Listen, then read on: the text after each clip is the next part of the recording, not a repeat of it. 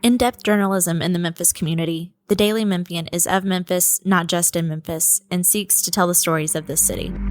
TheDailyMemphian.com. Truth in place.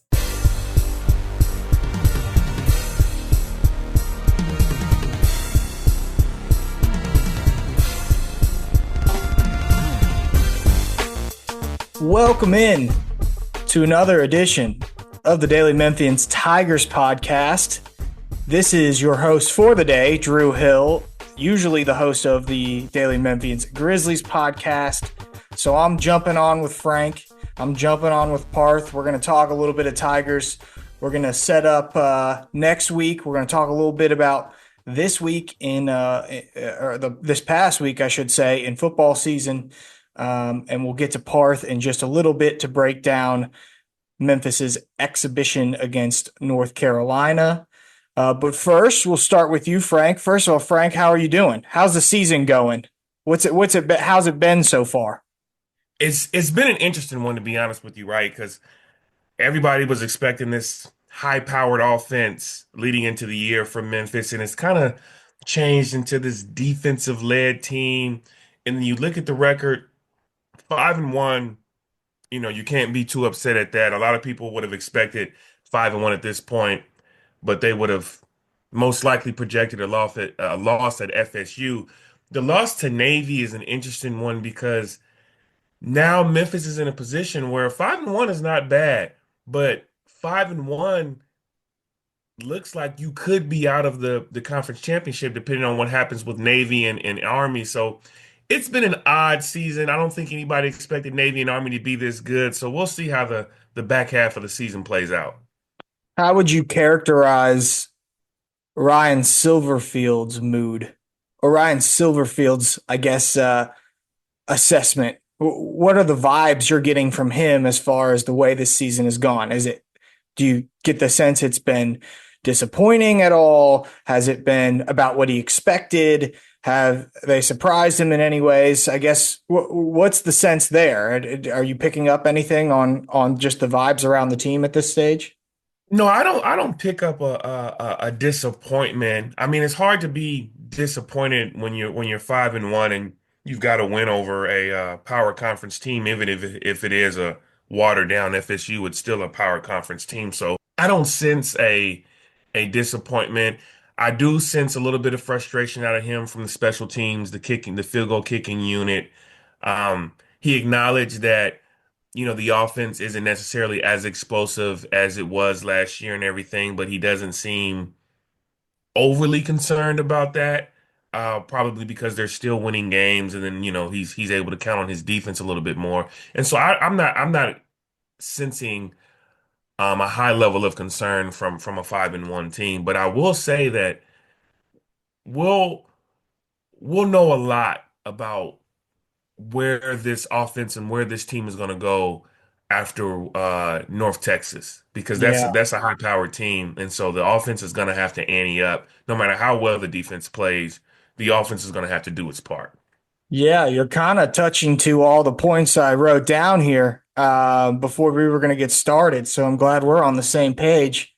You made an interesting point about the defense. And as long as I've been in Memphis, and I started in the middle of Norvell, was when I got here, the team's been led by high-powered offense. And we're used to a team that can go out and score, whether that was Darrell Henderson or Tony Pollard and Calvin Austin. Like, it's always felt like they've had those playmakers that can just go get you a touchdown when you need one. And Seth Hennigan obviously came in with a lot of hype this year, right? Um, and for whatever reason, it's been this defense that's carrying most of the load, and did so especially last weekend. Why is that? Can you put your finger on that? What's been, I guess, how has that shift occurred? Well, for one, you got to start with the defense, right? The biggest shift was the defensive coordinator, right? Jordan Hankins, who had been the linebackers coach, is now in his first year as defensive coordinator. So you got to tip your cap off to him in terms of what he's able to do with that defense. He's always had a strong linebacker core ever since I've been on the beat. no matter what's happened with the defense in terms of its production, the linebacker core has been pretty solid. And so you take that, you bring in some transfer DBs, and the scheme that he's aggressive. I'll say this, and I noticed it against FSU. When FSU had the lead and they were basically, just kind of playing prevent, Hankins didn't decide to go into a prevent defense where they just drop everybody back in coverage like they usually do, and that allows teams to kind of chunk away, uh, dink and dump down the field until they score. He brought pressure. He brought pressure in passing situations, and so Hankins, his defensive philosophy and his scheming and his aggressiveness, I think, has played a big role in seeing the defensive shift this year. So you tip your cap off to him, to the adjustments he made. I know the Navy game. Navy is such an odd deal. And I'm real high on that offensive coordinator over there, Drew Cronick. And so that was just, they just didn't play well. The scheme wasn't the best. He said that they ran a different scheme than what they had all season. So that game, they needed to be better than they weren't. But you take away that game, the defense has been solid every other game this season. And then on the offensive end, I've had conversations. I'm still trying to put my finger on what's going on over there. And I understand that if you look at what they did last year, right, and the explosiveness they had, now defensive coordinators have a lot of film on them. They're not letting Demir and Rock beat them in coverage over the top. DBs are stepping back, and I get all that. But there were some plays that the offense got what it wanted, right? You had Banks open on a corner route against USF, and they just didn't hit the mark there. There was a play. Seth slid on for a 2-yard loss, and Kobe Drake was open in the middle of the field. Now, obviously, I didn't travel to that game, so when you're watching it on TV, you don't get to see from the top. So I'm not really sure if Seth, because he was getting flushed out of the pocket, so I'm not sure if he was able to see or not or whatever. But that play was open, and so there are some plays where they're just not connecting, and they were hitting all those last year. So I don't know what's going on there because I get the defensive adjustments are happening, but there are some plays that are there that they're still not hitting on. And so we'll have to see, if they can get the chemistry together in the second half of the season. But defensively, I don't know. I did a story where the margin of victory in their wins is kind of still kind of similar, um, because the defense is playing so well. So I don't know if it's a positive on the defensive end and a negative on the offensive end, but it's still working out in wins. So how much of a concern is that for the coaching staff? I guess we'll find out against North Texas. It's just it's only a concern because we didn't expect it to be that way. If Right. that was the expectation, there'd be no level of concern. I think that's definitely a fair way of looking at this. I was like, you've watched this team a lot more closely than I have. I've caught a few of the games this year. Coming into the season, we probably, if I were to ask you who is Memphis' best player, people would hands down tell you it's going to be Seth Hennigan, right? Um, if I were to ask you that right now, if you took perception out of it and you were just thinking about who has been the single best player for the Tigers on the field, offensively or defensively this season, who would you say? I'd say Chandler Martin. Yeah. Yeah. Yeah, I mean, and honestly, that isn't too far off of what I expected. Like I expected Chandler Martin to be the second best player on the team outside of Seth Hennigan. So I expect him to be the best player on the defense. Um, coming into this year, I mean, you could argue that you were wondering if Chandler Martin was going to get All-American consideration, right? And so it's not a major surprise that it's Chandler Martin right now. I think the biggest surprise is that it's not Seth Hennigan, if that I mean, makes would you sense. say Seth Hennigan's been number two? I mean, probably not, right? Right, right, That's right. what's surprising. Yeah, that's the surprising. I don't think it's not Chandler Martin's play. I think it's the lack of production from Seth Hennigan. Because if you look at his numbers, he's on track to for this to be statistically, to this to be one of his worst statistical years of his career, which nobody would have ever projected that. Now I don't know if you can just blame that all on Seth and say that No. Seth's not playing well or whatever. It's not. You know how it is with the quarterback position, right? The offense goes. based on how well the quarterback's throwing the ball or whatever. But it does raise a question that with 6 games left and you still got North Texas, you still got a road game at Tulane, is the offense going to be able to do enough to get over the hump? Because they have the longest active streak of scoring 20 points or more. That was in jeopardy against USF. If they don't get that defensive touchdown, that streak is broken, which is crazy to think when they had a lot of returners from last year. I know they lost running back Blake Watson, which was a huge deal, but you still had Rock Taylor coming back. You still had Demir. You still had Kobe Drake coming back. I know Sutton Smith was supposed to be a big part of the offense and he got hurt, but you still got Mario Anderson from South Carolina. Like there were still weapons on this offense to where they were projected to be, in terms of a scoring offense, still one of the top in the country like they were last year. Yeah, and you know how it goes too. Like if it clicks for Seth, it'll come back quickly, I feel like.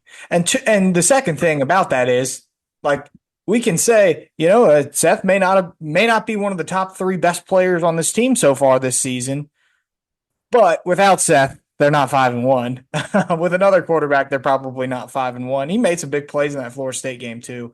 So that's not to. I'm not knocking Seth. I'm just saying it's a little surprising that I think you would probably go to the defense first, and no one really expected that. Yeah, and I'll say Mm-hmm. this. Um, he may not be the highest performing, but he's still the most important. And so, I Definitely. mean, yeah. So you gotta and they're in the position that they are in this season because of what Seth has done in the previous 3 years. So nobody's trying to knock the player that he has been and the player that he is. It's just a little mind-boggling to see that the offense is not clicking like we expected. Well, I mean, it also can you if you want to spin this as like an encouraging thing, it's like they're 5-1 and Seth hasn't played at his best. So, if he gets there, this team's got a lot of potential. You brought up Mario Anderson, got ejected for spitting on a USF player. Ryan Silverfield called it despicable. Um, how do you think that has been handled? And obviously, we would expect he's going to play this weekend against North Texas, right? Yeah, so there's no rollover to another half suspension in the next game or anything like that. I mean, he got ejected with 11 minutes in the first half, so he missed almost a full 3 quarters. But Ryan made the comment that he said there's a time where you basically you jump on a player, right? And he said in that moment at that halftime, that wasn't necessarily the time. He said that Mario understood what he did and he was apologetic. And I think Ryan felt that obviously he told him that he was disappointed and all that, but it didn't sound like to me that he just like jumped down his throat, right? So I think he handled that. He liked Mario Anderson's response. And then, Ryan isn't gonna say this because spitting on a player is inexcusable no matter what happens, right? You should never do that. But Mario did get hit in the head a couple of times before the spit. So I think that was just one of them situations where you had a bad reaction to unsportsmanlike, and you're the one that got caught. Yeah. Is essentially what happened. Um, okay, I want to hit a couple more things before we talk North Texas. So you brought up the fact that you got Navy and Army sitting there undefeated in the conference still. That's one of the sneaky stories of the season, by the way, is the fact that those two teams could be playing against each other back-to-back weeks, conference championship game and then Army Navy game. When you look at their schedule, I think there's like 2 or 3 more tricky games for each team. The rest of the way, you're sitting at 1 conference loss right now. Does it feel like their opportunity to try to make it into the conference championship game is quite on life support yet? Probably a little bit above that, right? But still not where you might have expected it to be. Yeah, and it sucks for Memphis to be in this position after just one conference loss, Yeah. right? Because it does feel like it's not on life support yet, but it does feel like it's headed toward that way because Army and Navy are playing so good. I mean, and you said 2 or 3 tricky games. For Army, I don't know if it's that many. I think, because Notre Dame doesn't count or whatever. I think really because they've already played 5 conference games. They only have 3 left, and that's um East Carolina, North North Texas. Texas. No, it's UTSA, North Texas, and Air Force, right? UTSA. No, Oh, sorry, East Carolina, no. North Yes, East Texas, and Carolina, Air North Force Texas. is in Yeah, Mountain West. So you've got East Carolina, North Texas, and and UTSA. UTSA. I think North Texas is tricky for Well, that's everyone. right. That's the one. That's the one. I don't like UTSA. Their best chance of getting a loss is North Texas. And if you're Memphis, it has to be North Texas. If we're talking about tiebreakers and all that, because assuming that Memphis wins out, that means you beat North Texas this weekend, and then Army loses to North Texas. So you have that tiebreaker over common opponents. If Army doesn't lose to North Texas, Memphis could be in trouble if Navy continues to win out, because Navy can lose a game and still be in good position with Memphis because they have the head-to-head tiebreaker. And I don't know if North Texas doesn't beat Army, I don't know if Army loses to UTSA or ECU. Yeah, it's definitely a tricky predicament that they found themselves in because it's hard to imagine Navy's going to lose to Charlotte or Rice, right? Tulane will be a difficult game. Um, and then that Army Navy game is, you Doesn't know, count. right. So it's very, very tricky for this team. Um, and But we'll have to wait and see what happens. I'll say this, right? And so like there is a legitimate scenario that we're talking about where Memphis could have one conference loss and not make the championship. And so heading into the season, folks were like, man, well, Memphis has to at least make the conference championship. And they should win it and everything. And all that was true. I was even saying that heading into the year. But if it shakes out where you have one conference loss and you don't make the championship and you look at it as a failure, can you legitimately look at that as a failure? Because you're essentially telling, and I'm not trying to crap on the Memphis program or anything like that, but the history of the Memphis program isn't at a point where you can tell a coach you basically have to go perfect or it's a bust. Right. Like, is that where Memphis is at? I don't think so. No, I don't think so. Obviously, this year, the feeling was that way because they have a really good team. And the hope is that that is what the program is right now, or what the program has become. And when I look at the American in particular, I do think year in and year out, Memphis should be a great team and have a chance to compete for the conference title Well, every for single sure. season. But to expect them to go undefeated in the conference every single year is that's where it gets difficult. That's where you lose me because Tulane is always going to be formidable given where they are and the recruits that they're going to be able to bring in, and I just think that that's asking a little bit much. Yeah, I would agree. I would agree with that. All right, let's turn to North Texas quickly. Um, they have put up 35 plus points in every game except for their game at Texas Tech. Um, they have a very good passing attack, better than Memphis's passing attack so far this season. Their wide receiver, DT Sheffield, has 7 receiving touchdowns already this year. He's a transfer from Washington, or Washington State, excuse me. And yeah, I think this is an example. Like we talk a lot about the transfer portal, and there's been a lot of conversation about how it's going to sort of level the playing field a little bit. I think it's interesting because either you're going to get transfers that come from another team and aren't playing and are unhappy, and they're just at a better program at the time, and they take a step down and they step up and they play really well. Or sometimes those guys aren't playing because they're not very good. In this Right. case, looks like they found a good one. Um, so this is an interesting matchup. Memphis's offense better show up, or they're going to be in trouble. I feel like. Yeah, and this is I'm curious to see how this is going to go, right? Because you've got Chandler uh Morris, who is one of the top quarterbacks in terms of passing touchdowns. And then you've got a Memphis defense that doesn't give up many passing touchdowns, haven't this season, right? So something's got to give there. I do think that like the Memphis defense can play well, and there still be a scenario where they give up points. And I think that's what's going to happen here.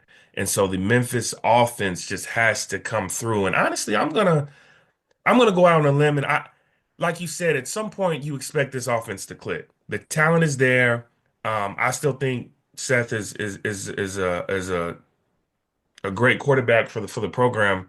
I do think that we see the Memphis offense click in this game. If they're going to get right, it feels like this is a good game to do so. It's not like North Texas's defense has been exactly stout, you know.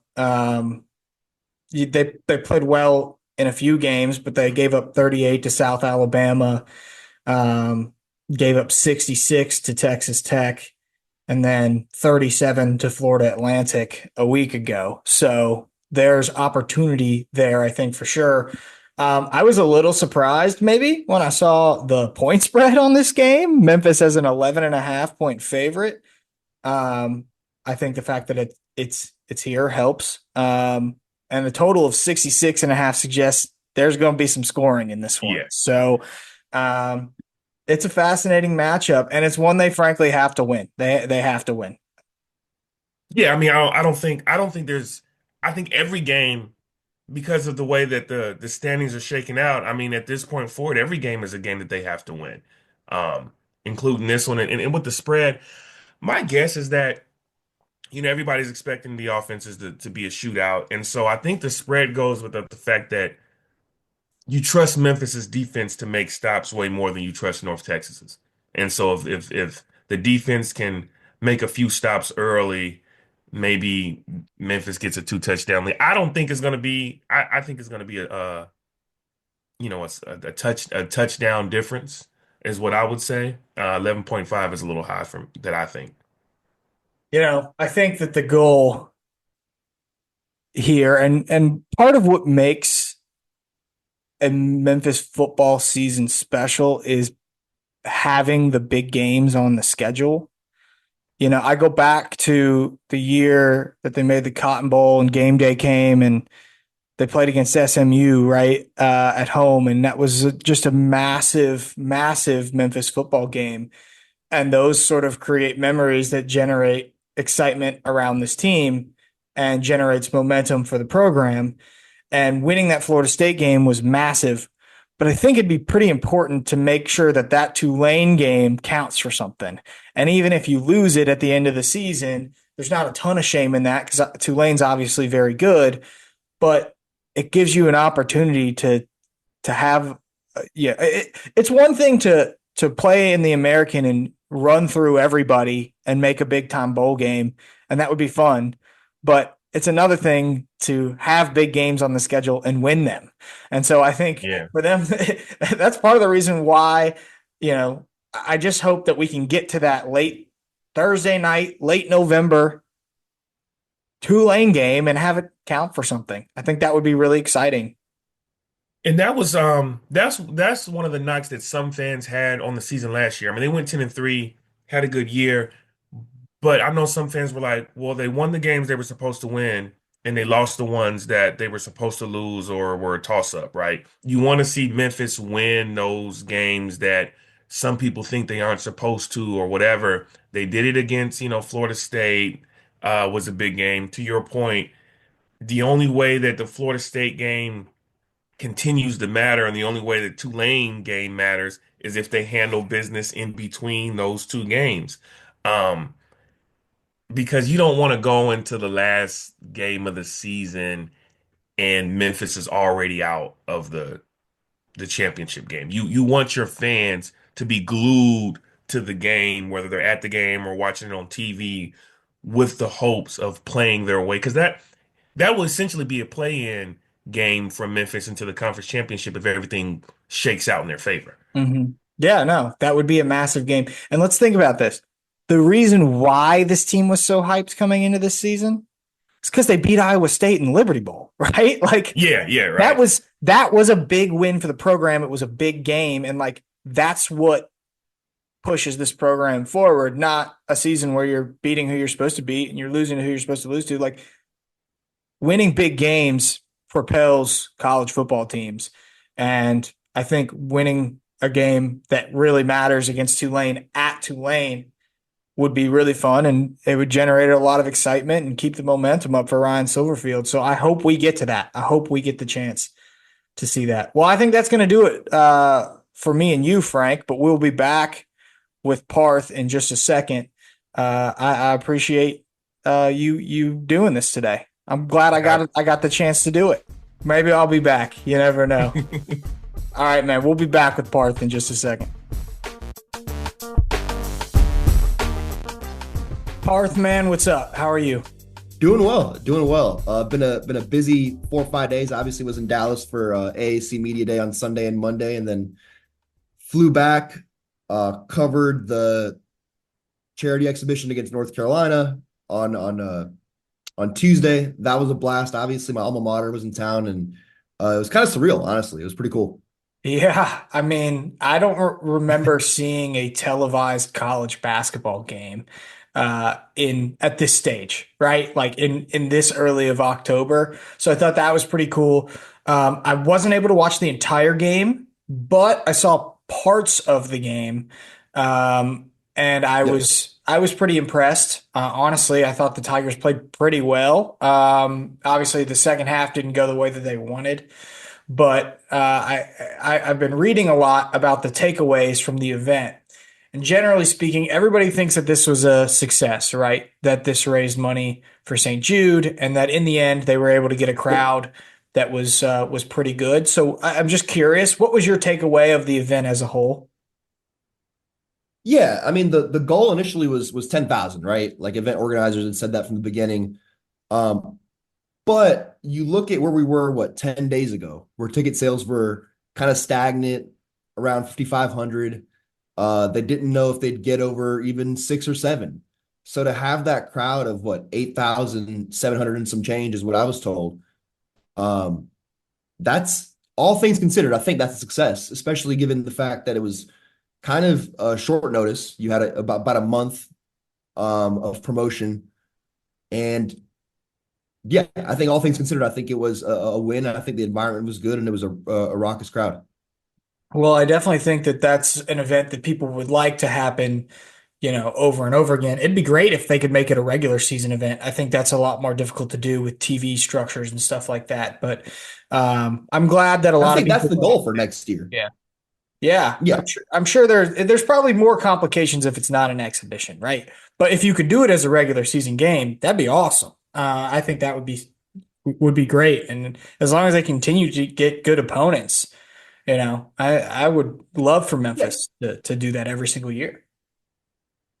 No doubt. And I think just it sounds silly, but just changing it from an exhibition to a regular season game or tournament, or whatever you want to call it, I think that alone would add at least 3,000-4,000 people in the crowd. People were so hung up on the fact that, oh, we're paying whatever it was, $43 for an exhibition. I mean, it's still North Carolina, but I think just changing it from, a game that doesn't matter, a game that doesn't count towards records, towards postseason resumes, to something that actually is going to be in the stat sheet for the season is going to make a difference, I think. Yeah, I mean, I think you had even Penny himself admitting that they weren't running all of their stuff in that game because it is an No. exhibition, right? And it is the first one. But in a real And regular they might see season North game, Carolina again in Maui right? in about a month and some change. So yeah. Right. Yeah, that's right. I didn't even think about that. They could play against each other again. So I think that, yeah, the atmosphere would be better if it was a regular season game, but I'm glad that it was a success.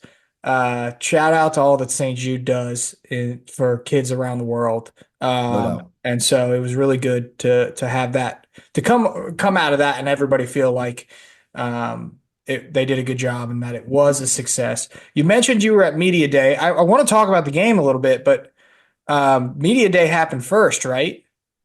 It did. It happened Okay. So tell me what Sunday and your Monday. main takeaway was from Media Day. Yeah, I thought just we had a chance to talk to Penny. Obviously, I got a chance to sit with him one-on-one, talk to Tyrese Hunter and PJ Haggerty, who were the two Tigers representing Memphis there. Um, and I thought, I'm sure it kind of showed in the article I put out, but Penny's change of tone, right? Going from the way he sounded earlier this offseason, where he was, defensive, probably felt embattled, attacked, whatever you want to call it, to now just seeming like he doesn't have that weight, right, on his shoulders anymore. Um, Kind of taking control of his narrative in a different way, uh, being introspective, taking accountability, and looking forward, right? Instead of looking back and saying, hey, people are pointing the finger at me and people are making me the victim or whatever it may be. I think that was probably my biggest takeaway, just looking at Penny's change of approach. Yeah, no, I thought that was definitely notable. And I don't know where that came from, or if that was something that he realized he needed to do, or if someone gave him advice there, or what changed. Um, but I did find it to be notable and encouraging, both. I think that if you look at last season, they very clearly needed to shake things up, and that includes coaches. And so I thought that was definitely a big positive that came away from that. Now we'll see how the season goes. But I think that was a good way to kind of set the tone for what you want this to be. And if there's anything I've learned as somebody that used to cover this beat, is that every single Tigers season is different than the last. It is more so than any beat, more so than maybe any team. It feels brand new every single year, not just because the players change, but because the dynamic and sort of the things that have like the sudden changes in the program, like they just make it that way. Um, and so I was going to ask you, like, yes, Penny was very introspective, and I thought did a very good job setting the tone there, as I said. But do you sense a shift in like how this season's going to be different already, maybe from the way that this team was coached or the players that I guess made up some of the previous teams? I think so. I think and maybe culture shift is a little bit strong because it's so early. We gotta see it, right? It's talking season. It's October. Everybody says the right things in October, no matter if it's college basketball, NBA, whatever. Um, but you gotta see it play out. But man, just talking to Penny on record and even the conversations I've had with folks in and around the program off the record, right? Like in non-interview settings, it just seems like everybody from the administrative level, where you've got guys like Ed Scott, the new AD, and Tim Duncan, the deputy AD, who's a former teammate of Penny Hardaway's, who's been working with the basketball program, to the assistant coaches like Mike Davis, who's been brought in, a veteran coach who's kind of been there, done that, and made a championship game with Indiana back in the early 2000s. Nolan Smith, somebody who's been there, done that as a player and can relate to the guys as a little bit younger. To guys like Tyrese Hunter, it just seems like the attitude and leadership of this group is different. There's a different sense of I guess stability, right? If that makes sense, compared to certainly last year, where there wasn't much of that, and you saw that kind of play out as the season went on. That foundation was never there. And when you don't have that, it's easy for things to kind of get awry. Yeah, I think that's very important. And, you know, this feels a little bit like I'm going to bring it to the Grizzlies for just a second. I know this is a Tigers podcast, but there's all this talk about this new offense going in for the Grizzlies, right? And if we get 4 weeks into the season and it's not working, then all this talk about this new offense for the Grizzlies might get scrapped and they might go back to what they did before. And so Exactly. who's to say that this change that we may be seeing from Penny, or the differences in leadership among the players, or like whatever it may be, is going to stick? But it's encouraging, right? That it does feel like that there's a level of maturity to this team that can help them stay together over the course of a full season. So Yeah, no, I think all of that, all of the talking points, and you're right, they're just talking points right now. They've struck all the right chords, and so that's a good start to the season because that's not That's step always the one. case, right? Exactly. And that hasn't been always the case since I've been here. I got on this beat in October of 2022, and um, it's certainly a shift in tone from Penny, from the players, from the administration, and I think that's got to be encouraging. Yeah, you can say, "Oh, that's just talk," but that's the first step, right? You've got to Right. have that acknowledgement and that understanding of what needs to be done in order to do it. Okay, so give me one thing you liked from that North Carolina exhibition, and give me one thing you didn't like Okay. from the Tigers team. Kind of broad, but one thing I like is just the effort level and the tenacity of the team. It immediately, probably 10, 12 minutes in, you're looking out there and you're like, okay, yeah, that's a Penny Hardaway team, right? That's a team that's going to punch first. It's a team that's going to scrap, dive for loose balls, crash the boards, be engaged on defense, be vocal. And a lot of that stuff just even at last season's peak, even when they were beaten up on Virginia and beating Clemson, beating Texas A&M, they didn't win those games like that. Does that make sense? They won them by getting buckets. They had skill, yeah. This is a Exactly. heart team. Exactly. Yes. This team is less skilled. The ceiling may be lower, but the floor is higher. And I think the floor is higher because of those principles, right? Because of the effort level on defense, the togetherness, the communication, all of that. And I think that was evident from the jump. So I think that's number one, what I liked. As far as dislike, it's the turnovers, the kind of sloppiness that we saw The first in the game. second half. But new team, right? 10 new Yeah. guys, 10 Yeah. new scholarship players. And I think that kind of goes hand in hand in a little bit with the lack of shooting. Yeah. North Carolina kind of shrunk the floor in that second half and, dared Memphis to shoot those threes. And Memphis couldn't hit nothing, man.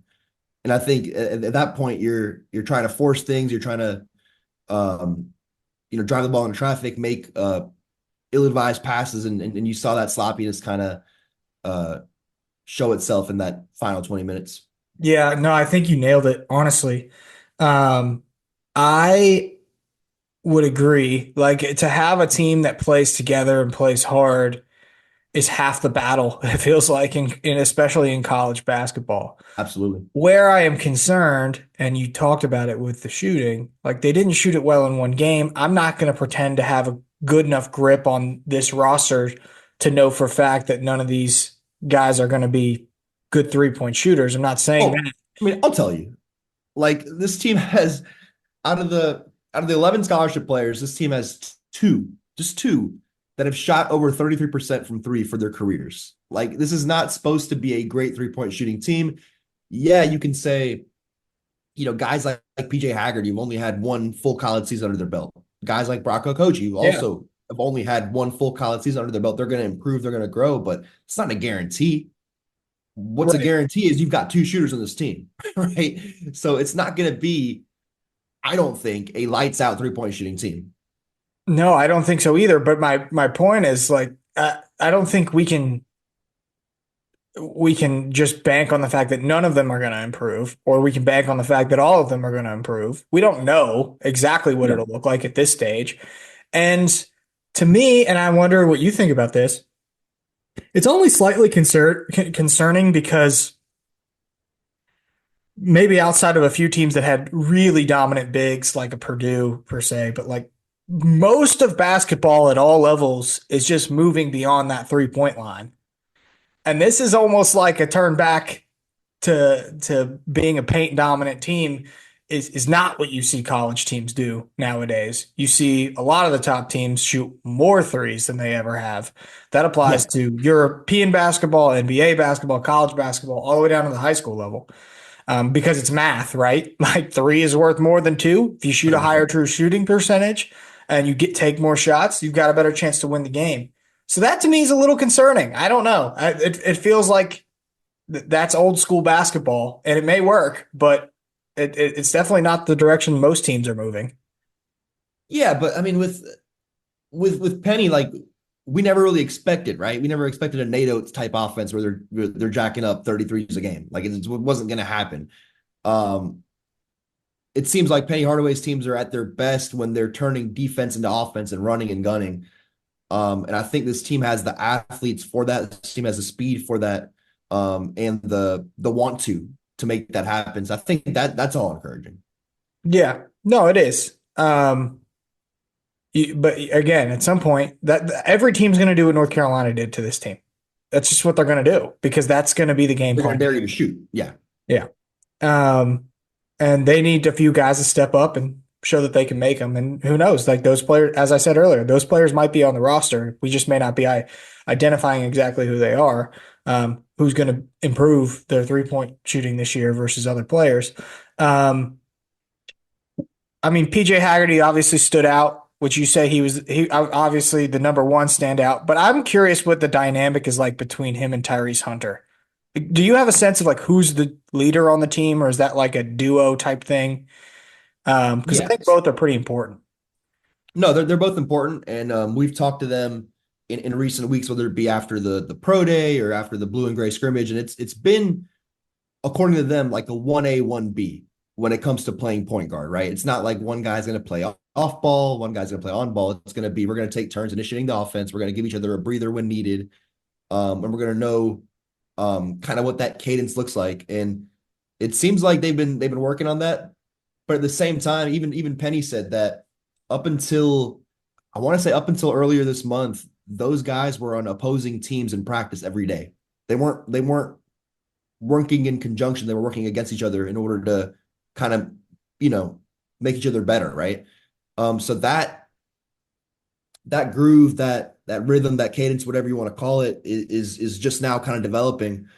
But I feel like as far as leadership, it's Tyrese Hunter's team. I don't think there's a question about that in terms of kind of vocal leadership off the court, galvanizing the troops. That's a guy who's played 3 seasons of college basketball in the Big 12, who's been to the NCAA tournament all 3 of those seasons. Dude, he has played 106 college basketball games and has not come off the bench for any of them, right? Like this is at Iowa State and Texas. Yeah. So I think there's no doubt about whose team it is in that regard. As far as on the court production, when you need a bucket, when you need somebody to kind of get things going for you, I think we saw that on Tuesday against North Carolina, or at least a glimpse of that. Being PJ Haggerty, being a guy that's going to go out there and get you one when needed.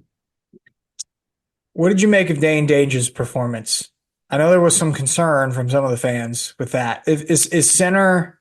How are you feeling about the center and forward position on this roster? Is that one of the weaker points, you think, if point guard is a strength?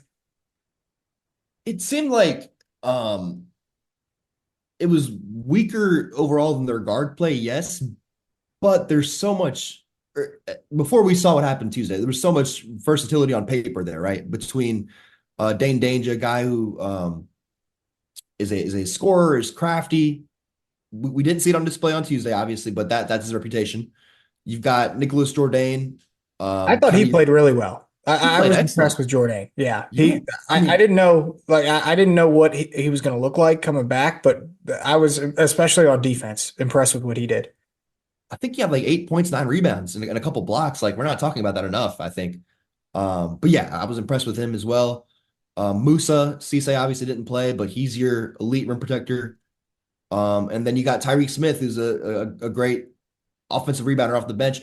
So I think you've got guys that do different enough things, if that makes sense, to complement one another. They're versatile. Say that again. Each player may not be versatile in himself, but they have the tools in the toolkit. You know what I mean?